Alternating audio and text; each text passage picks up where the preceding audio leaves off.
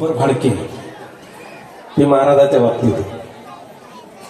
हे बघा, राजांचं चरित्र सांगण्याकरता रांगडागडी लागतो.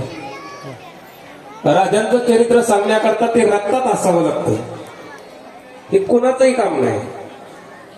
म्हणून महाराजांची श्रद्धाही राजावर, आणि महाराजांनी ते रक्तात भिनलंय ते महाराजांचं. त्यांनी तुम्ही सहज कोणी आता कधी त्यांचा कॉन्टॅक्ट नंबर सगळ्याकडे आता आला असेल, कधीही कोणीही फोन करा, फोन उचलल्या ते ह्याच पद्धतीनं बोलतात. ते शरीरात भिनलंय ते. माझी मदत झाली अनावर वाचा आणि छंद या नामाचा घेतला असेल. म्हणून ज्यांच्या मुखातून तुम्ही छत्रपती राजांची कथा ऐकली म्हणजे हे सारांश आहे. असं खूप मोठं राजांचं चरित्र आहे. ते आणखीन ग्रंथात तसंच आहे. कारण हे 7 दिवसात सांगण्याजोगं चरित्र नाही. जो राजाने आयुष्यभर संघर्ष केला, ते संघर्ष 7 दिवसात कसा संपला. मग तुम्हाला जर ऐकायचाच असेल संघर्ष, याच्याकरता परत मोहन शेलारला इथं बोलावं लागेल.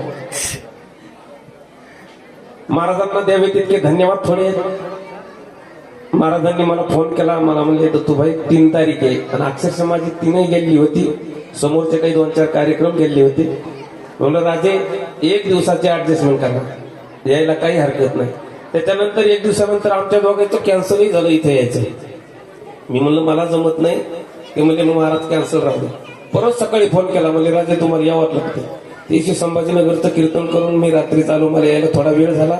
सगळ्या गावकऱ्याची दिलगिरी व्यक्त करतो, त्याबद्दल महाराजांची करतो. आणि सुंदर असा संच हे बघा, तुम्ही आम्ही खेळी मेळी गदा रोळे आनंदी.